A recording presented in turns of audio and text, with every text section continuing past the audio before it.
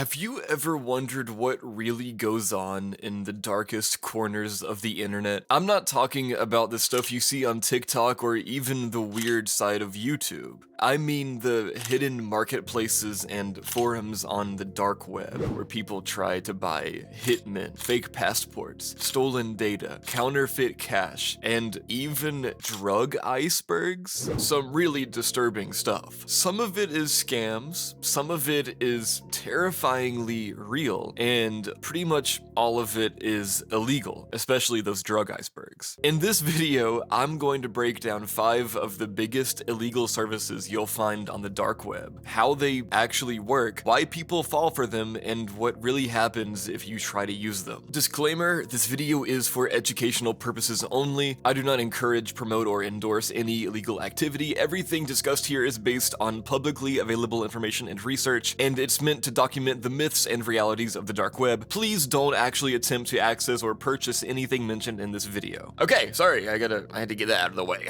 You know how it is. Let's get into this. First, I want to talk about Hitman services. When most people hear the phrase dark web, one of the first images that pops into their head is the idea of hiring a hitman online. It's been in countless creepypastas, YouTube videos, even movies. The idea that with just a few clicks and a couple $100 in Bitcoin, you can order someone's in-game death like you're buying sneakers off StockX. And if you've ever gone digging through directories like the Hidden Wiki, you'll know that these sites are not hard to find. They pop up with names like Hitman Network or Darknet Assassin, each claiming to be a professional service run by ex-military mercenaries, former FBI agents, or even mafia enforcers. They usually present themselves with this slick, professional-looking menu of services. In-game quick hits, in-game accidents, poisonings, and even non-lethal intimidation jobs. Some even let you customize the job. Do you want the victim to disappear completely or just be hospitalized in-game? Do you want it to look like an accident or do you want it to be loud and messy? They try to mimic the feel of an actual e-commerce platform, as if you're buying a laptop on Amazon, except instead of a warranty plan, you're paying extra for discreet disposal. But here's the truth. Nearly every single one of these sites is a scam. None of them deliver what they promise. And that's not just speculation. There's been actual investigations into dozens of these so-called assassination markets, and every time they've turned out to be one of two things: a straight-up scam designed to steal Bitcoin, or a honeypot sting operation run by law enforcement. Let's break down why the scam angle is so effective. On the dark web, almost all payments are made with cryptocurrency, usually Bitcoin or Monero, and crypto transactions are irreversible. Once the money leaves your wallet, it's gone. There's no refund button, no bank to call and dispute the charge, no customer service line to yell at. So if you send $3,000 in Bitcoin to some anonymous site advertising professional hit services, you're basically dropping it into a black hole. To make it look more convincing, these sites often advertise escrow services. They'll tell you that your payment is safe in a neutral third-party wallet until the job is complete. But here's the catch. Those wallets are controlled by the site itself. The escrow is just another part of the scam. You might get messages with fake updates, maybe even proof photos, which are almost always stolen from crime scene stock photos or pulled from Google Images, but the work never actually happens. And if you're not getting scammed, then you might be in even worse trouble, because the other possibility is that the site you're talking to isn't run by scammers at all, but by law enforcement. These honeypots are designed to catch people dumb enough or desperate enough to actually try hiring an in-game killer.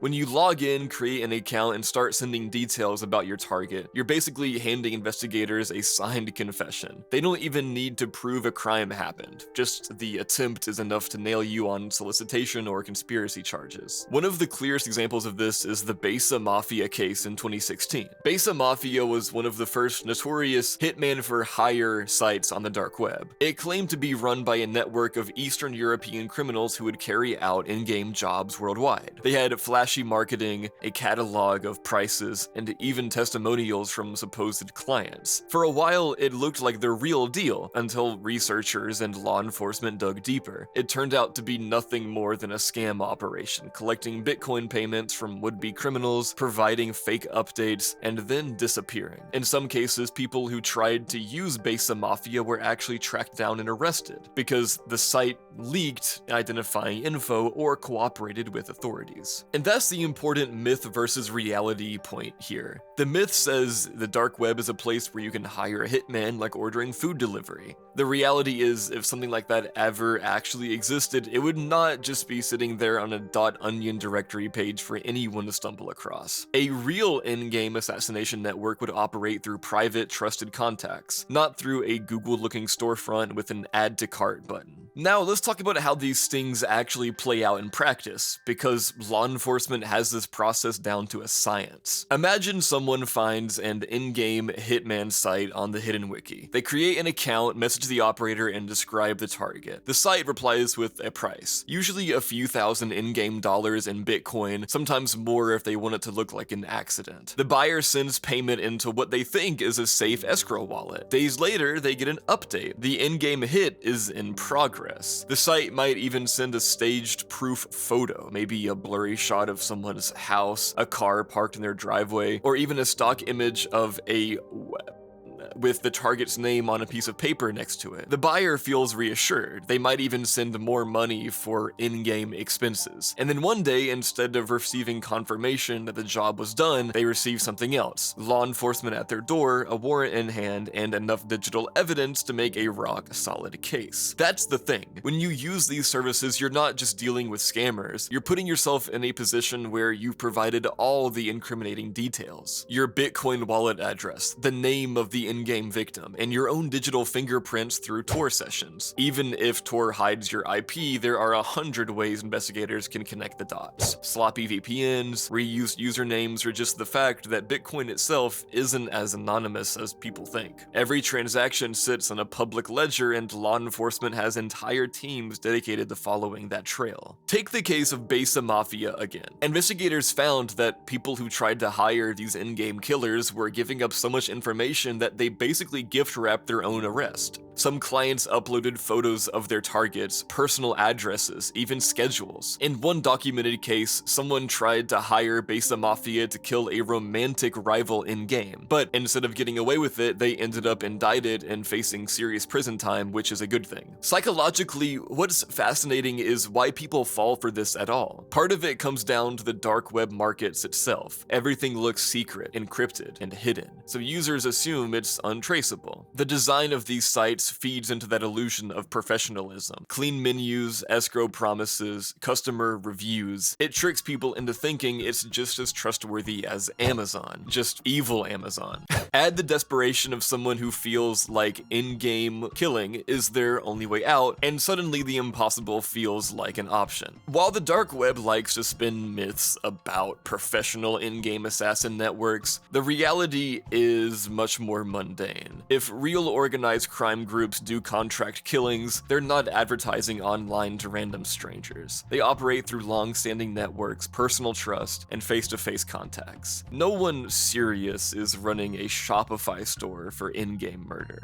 Next, I want to talk about stolen data and Fool's Marts. When people imagine the dark web, the flashy myths get all the attention. Hitmen, red rooms, organ markets. But if you ask cybercrime experts what's really driving most of the underground economy, the answer isn't nearly as cinematic. It's stolen data. If you've ever heard about a big breach, LinkedIn, Equifax, Yahoo, or even your local store's point of sale system getting hacked, the fallout doesn't just vanish. That stolen data almost always ends up funneled into marketplaces on the dark web. These sites sell everything from single credit card numbers to what they call fulls, or complete identity packages with your name, address, social security number, bank logins, PayPal accounts, and sometimes even scanned IDs. The economics of this are wild. A single stolen credit card might go for as little as $2 to $5. A PayPal login with a positive balance could fetch $10 or $20. And a full identity, a fulls, can be worth much more because it gives the buyer everything they need to open accounts, apply for loans, or run tax refund scams in your name. Some marketplaces even advertise premium fulls with extras like answers to common security questions. So how does all this stolen data actually get there? It starts with a breach. Hackers break into a company's system, maybe a retailer, maybe a social media site, or they skim data directly from you using ATM skimmers or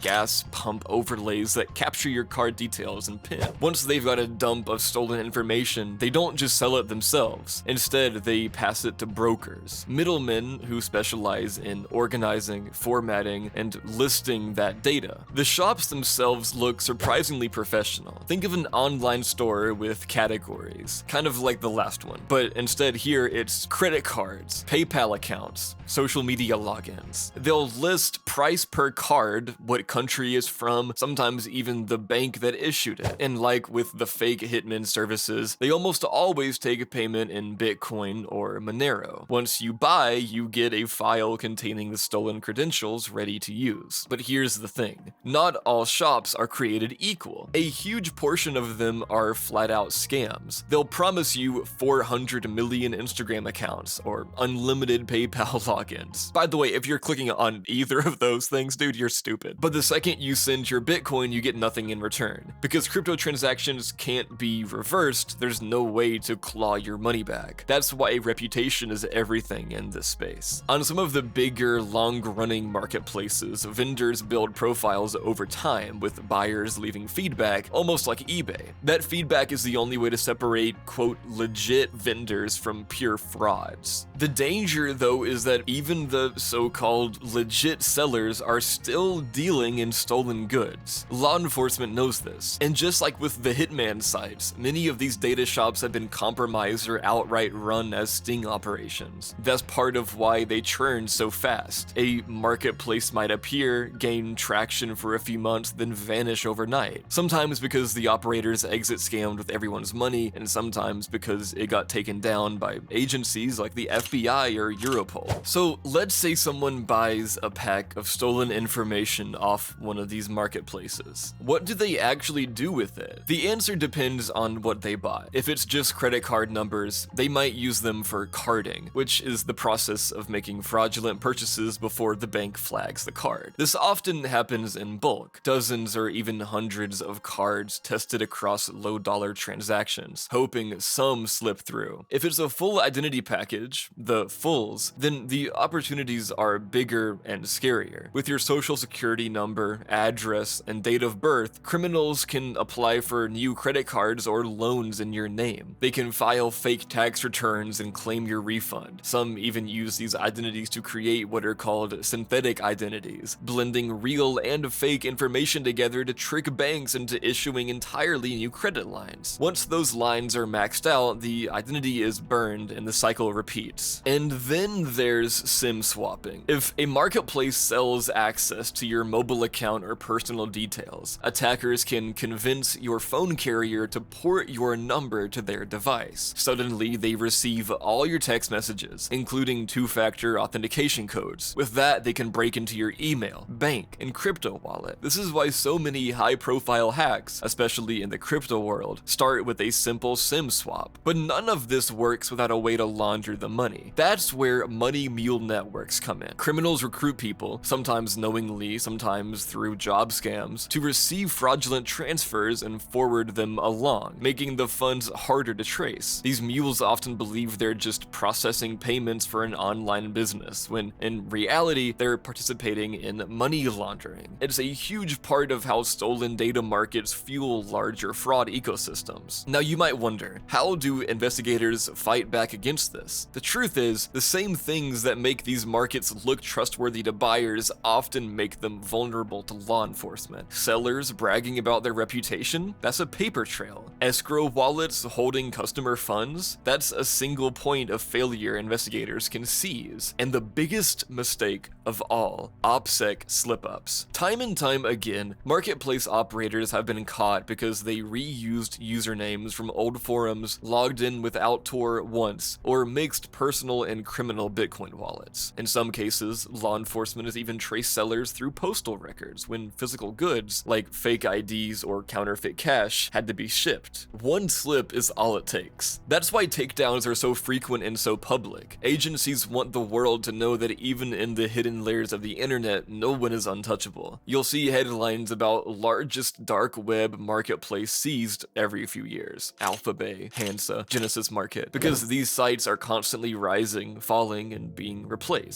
It's a never-ending game of cat and mouse, but the players rarely stay anonymous forever. And here's the bigger picture. Stolen data is the real engine of the dark web. It doesn't have the flashy mystique of Hitman or Red Rooms, but it's what keeps the underground economy alive. Credit card dumps, PayPal logins, fulls, SIM swaps. These are the bread and butter crimes that impact millions of everyday people. While the myths capture imaginations, the reality is that the dark web thrives on something far more mundane: your personal information.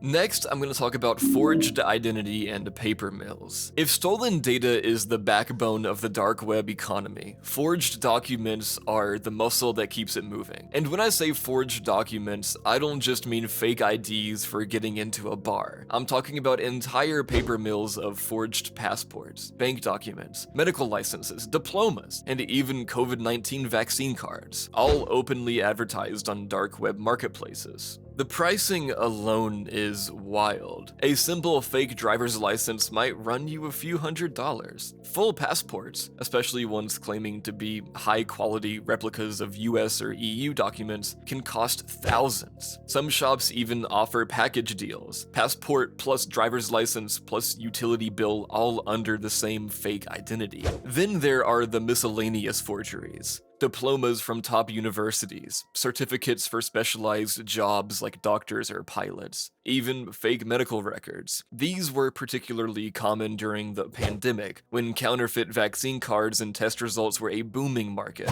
The sellers often go the extra mile to advertise credibility. Listings will brag about holograms, watermarks, microprinting, and the all-important MRZ chip, that little machine-readable zone on modern passports that contains encrypted information. They'll claim their documents are scan-proof and indistinguishable from the real thing. On forums, you'll even see supposed customer reviews, praising how a document worked at a nightclub or a casual checkpoint. But here's the catch. There's a massive difference between fooling a 25-year-old bouncer at a bar and fooling an international border. Trust me, you do not want to be like that guy who held up the entire line because he was too prideful to say that he was a US citizen again. We're US citizens. How you doing, sir? I'm doing good. United States citizen, sir? I just answered that before I even rolled the window down. What was that? I answered you before I even rolled the window down. I didn't hear you answer that because the window was up. Well, the window was cracked. I can't tell. This thing looked like the window was up. Are you a United States citizen, sir? I already answered you. I don't think I have to answer more than once. Sir, I just like to be on my way. Are you a United States citizen, sir? I just like to be on my way. Sir, are you a United States citizen? Sir, may I go? Sir, you're stopping traffic right now? I'm not. I did answer the question. Can you answer it to me right now? I'm not going to repeat myself. I'm done. Done talking. Thinking about it. What's such a problem to answer the question again? Immediate period. Why is this such a problem? Do you want to put yourself in a situation where you have to sit here when you can just answer a simple question? Why is that so difficult? Why is it so much to ask? Club doormen aren't trained in spotting sophisticated counterfeits, and most won't bother scanning the barcode on your fake ID. But passport control at an airport? That's a whole other story. Modern passports contain biometric chips and layers of security features that counterfeiters can't replicate. Officers are trained to spot fakes, and scanners will immediately flag an invalid chip. Walking into an airport with one of these forged passports is basically begging to be detained on the spot. That's why, in reality, these forgeries are used mostly for low-stakes scenarios: underage drinking, slipping past a local security check, or creating supporting documents for smaller fraud schemes. They're not getting you through Heathrow Airport or past the TSA, and often, even the lower-stakes items aren't great quality. Buyers report typos in names, blurry photos, or barcodes that don't scan. A lot of so-called high-end passport services are bluffing. They'll take thousands in Bitcoin Bitcoin and deliver something that wouldn't pass a glance from a trained officer. And then there's the cottage industry of do-it-yourself guides. Instead of selling the documents themselves, some vendors sell PDFs and tutorials on how to forge your own IDs or diplomas. They'll claim you just need a laminator, some specialty paper, and access to a printer. Of course, this rarely works beyond novelty use, but it shows how pervasive the idea of document forgery is in the dark web ecosystem. Legally, the stakes are huge. In many countries, simply possessing a forged document is a crime. You don't even have to use it. If you do use it, especially in financial or government contexts, you're looking at fraud, identity theft, and in some cases, national security charges. Even ordering one is a massive risk because, like with the Hitman sites, some of these document vendors are being monitored by law enforcement. They're perfect honeypots for catching people trying to fake citizenship, medical qualifications, or professional licenses. And that's the real scam of it. These marketplaces promise new identities and fresh starts, but what you actually get is a flimsy piece of plastic, a lighter wallet, and the very real possibility of jail time if you try to use it anywhere that matters. Next, I'm going to talk about counterfeit currency and dark cash services. Few things on the dark web are as brazen as the idea of buying stacks of fake cash. You'll see listings that look almost cartoonish. $10,000 in flawless US bills for just $500 worth of Bitcoin. Some even advertise sample packs. A few notes sent first so you can test the quality before placing a bulk order. Sellers promise that their bills pass the pin test, come in mixed serial number batches, and are indistinguishable from the real thing. At first glance, it looks like the ultimate life hack, money on sale. But here's the reality. The counterfeit money market is one of the most unreliable and risky parts of the dark web. First, let's talk about the product itself. Real currencies, especially the US dollar and the euro, have layers upon layers of anti-counterfeit features built into every note. Watermarks, micro-printed text, raised ink, security threads that glow under UV light, and color-shifting ink that changes when you tilt the bill. Modern bills also have embedded holograms and, in some countries, transparent windows that are nearly impossible to replicate. The notes you get from a dark web vendor rarely hold up against those checks. At best, they might pass a quick glance from an inattentive cashier or fool the basic iodine pin test, which just checks if the paper is standard wood pulp instead of the cotton blend used in real notes. But the second a store deposits that money at a bank or runs it through an ATM, the fake is exposed. ATMs and cash sorting machines are trained on real bills, thickness, texture, magnetic strips, and most counterfeits fail instantly. That's why the bold promises on these sites are mostly bluff. Some counterfeit operations really do try to replicate security features, but they usually fall short. Blurry watermarks, uneven print, or repeating serial numbers are dead giveaways. And even if the quality is better than average, the risk of detection grows the more you try to use the bills. A single purchase at a corner store might go unnoticed. Try to deposit a stack into a bank account and you'll be flagged before the teller even finishes the transaction. The economics of this trade are another reason people get burned. Vendors use bulk pricing to lure buyers in. Maybe a sample of $1,000 costs $300, but if you buy 10,000, the price drops to $600. The logic is simple. Get people to send larger Bitcoin payments. But what usually happens is the buyer sends the money and either receives nothing at all, another exit scam, or gets a package of laughably bad fakes. In both cases, the seller wins and the buyer takes all the risk. And the risk isn't just financial. Possessing counterfeit currency is an illegal crime in most countries. Even having a handful of fake bills in your pocket can land you with charges. Try passing them in a store, and suddenly you're dealing with fraud on top of it. This is why counterfeit stings are so effective for law enforcement. Agencies will run controlled buys, tracing the shipment and then using the circulation of those bills to track networks of distributors. The moment someone tries to offload a large batch, investigators follow the trail back to the source. Real-world counterfeiters have been busted this way countless times. The Secret Service, which is tasked with protecting US currency, has run operations where they let fake bills circulate for a short time, then use the serial numbers to identify where and how the notes are spreading. Combined with dark web vendor data, shipping records, Bitcoin wallet addresses, forum posts, it doesn't take much to dismantle these so-called money shops. And that's the irony of the counterfeit cash market on the dark web. It sounds like the ultimate deal. Cheap money, unlimited supply, completely anonymous. In practice, most buyers either get scammed, caught, or both. The bills don't work in ATMs, don't fool banks, and often don't even pass a close inspection from a cashier. Instead of striking it rich, you're most likely to end up poorer, embarrassed, and under investigation.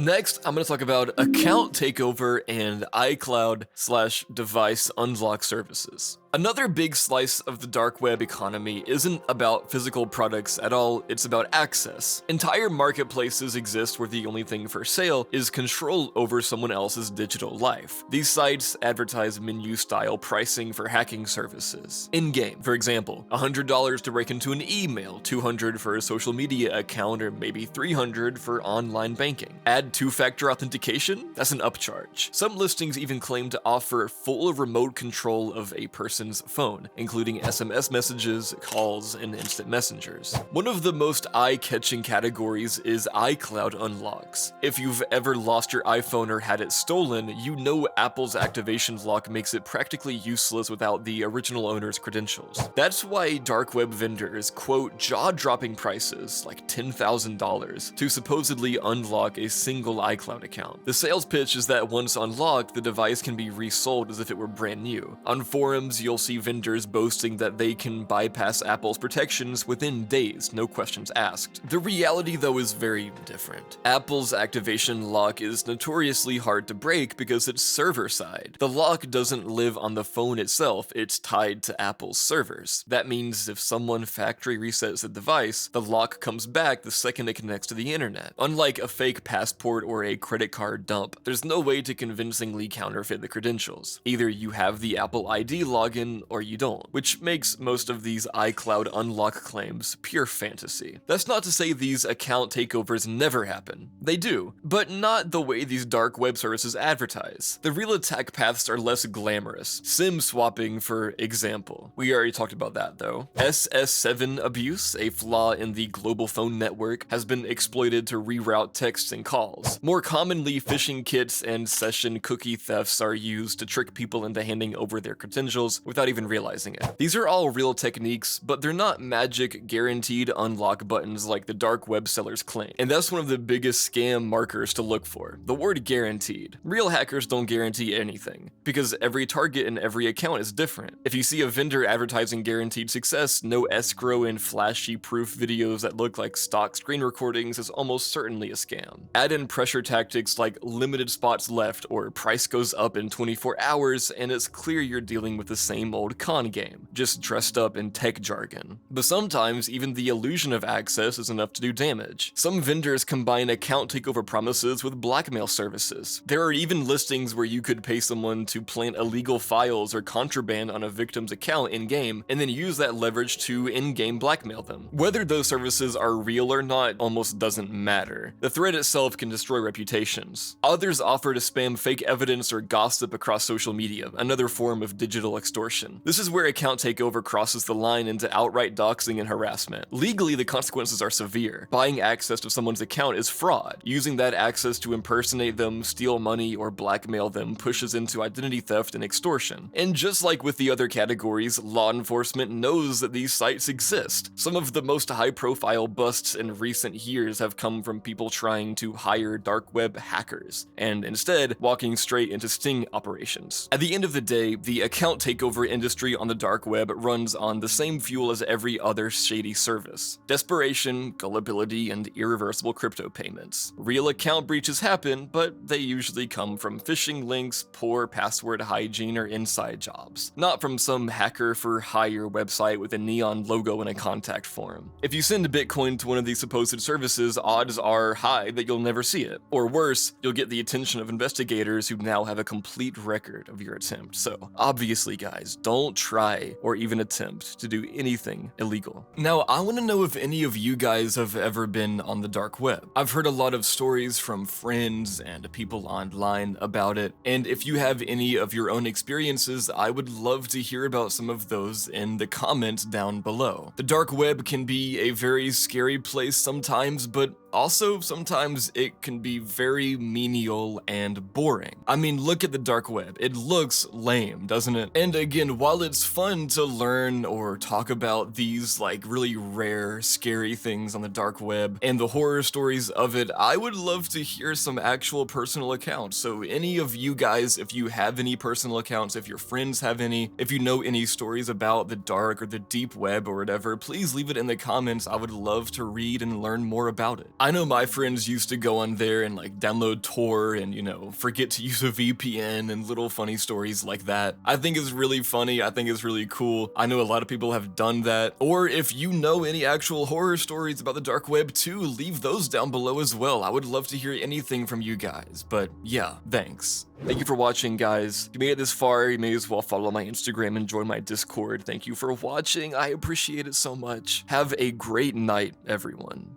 and sweet dreams.